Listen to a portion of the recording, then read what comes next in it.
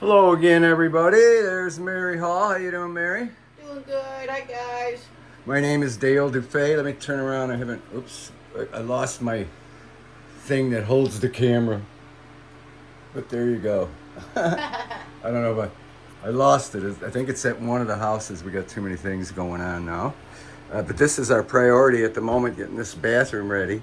And we ran into the exact same situation that we did over at the H4A. We're debating we might just call this Homestead 5, at any rate, 4B or 5 or whatever. But we ran into the same thing as we did over at the old blue house there. The empty cinder blocks. No wonder those things get like ice cubes in the wintertime, believe me. And they stay cold forever. And then we see that there's, no insulation along the foundation or anything whatsoever. That's why those pipes were freezing. Yeah, they had problems. In fact, wasn't there a note here saying that you got to keep the water running? Water running. It was up there. It's hilarious. Shower. Well, no wonder.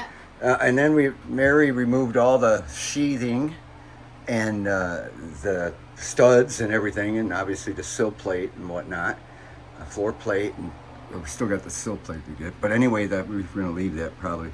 But at any rate, this is the back of the siding or sheathing. Actually, the siding, because the sheathing was just rotten.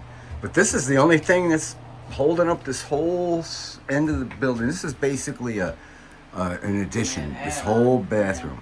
So obviously the house was built without a bathroom. That's how old it is. But anyway, this is obviously an add-on. These cinder blocks, there's actually, beyond here, we're facing, actually there's a deep ravine and a pretty steep cliff right there.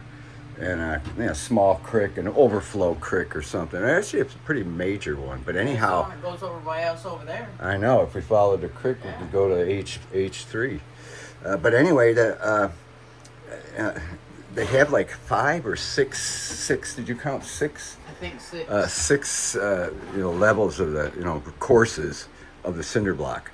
So, but anyhow, we're not gonna get crazy like we did over at H4 because we have to get it done for one thing. So we're gonna simply insulate the inside of the cinder block with that 1.5-inch pink board that we used over there, and I may get 2-inch. Because we're not going to fill the blocks because it's not holding a whole bunch of weight. Again, it's just that right there is the outside corner there on that side, and the other outside corner is right there. So that's just how small this addition is. And it goes to there, and then obviously to there. So it's a 2-stage addition apparently. That even the subfloors go in a different direction. It's like it had a bathroom here, and it's like they built that and for they a shower. added this on for a shower. And they did it properly and whatnot as far as scabbing it out. They did the foundation good as far as not sinking and all that, but they didn't do it good as far as insulation. It's interesting too how they did the floor joists here. They notched them inside the cinder block and then mortared around it and stuff. It's on H4, the blue house, they set the joists on top of the block. The joists were sitting on top. They weren't notched like this. So it'll make our insulation job kind of tricky along there because we have to notch the pink insulation. But anyhow, that's what we're going to do. We're going to insulate the inside of the cinder block foundation here. Obviously, we totally redo this whole wall. It's going to be kind of backwards. We have to do it backwards. We have to put the exterior sheathing on first. We're backwards anyway. Right. And then the studs, and then insulation, and then the drywall. Of course, that part's... But as far as backwards, it's like you're supposed to put the sheathing on first and then put the siding on outside or whatever. But here it's already on. So we're going to have to cut all of these nails off. Every single nail. We can't pull it or pound it out or anything because we don't... The siding would fall the off. integrity of the siding is not bad, and besides it has vinyl siding on top of it besides. So there's 2 layers of siding on this wall. So we can't go pushing out any nails or pulling them through or anything. So they all have to be cut. All 100 or so has to be individually cut with our grinder.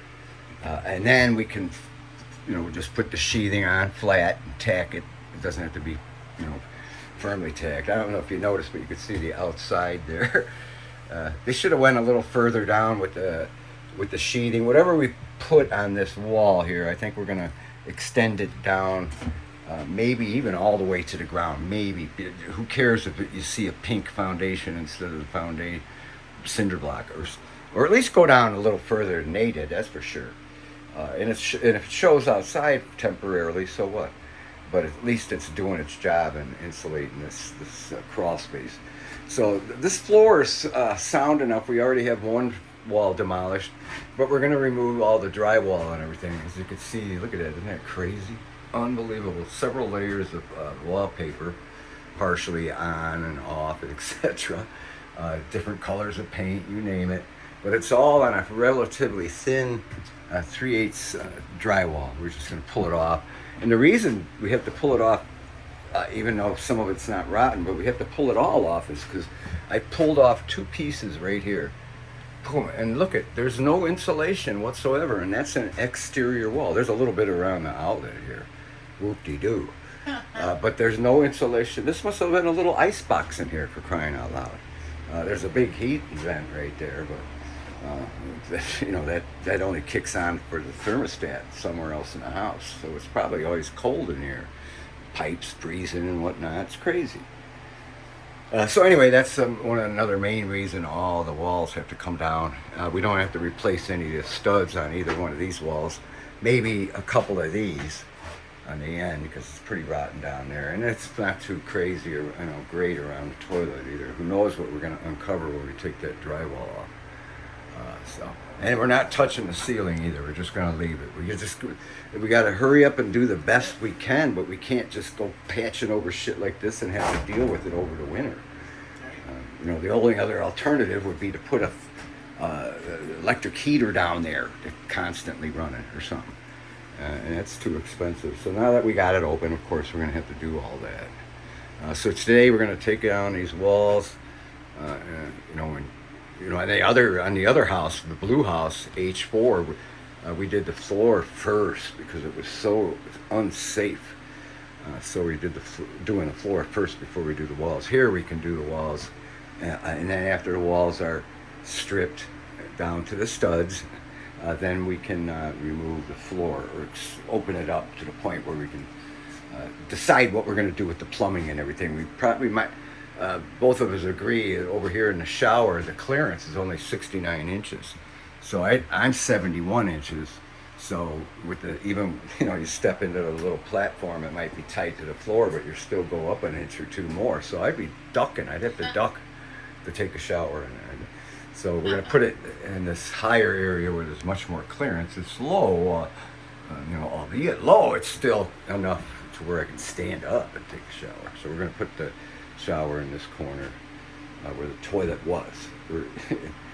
That area, we had the fan on this thing going over 24 hours now. We've had the fan on the floor here, and the floor is still wet. That just goes to show how long the toilet has been seeping for years and years and years. We took it off, and you could tell it wasn't sealed at all. It was a joke. So anyway, that's our plan, Stan. Is there anything else you want to add to this video before we end it? Don't forget, guys, the person had meteor shower tonight too.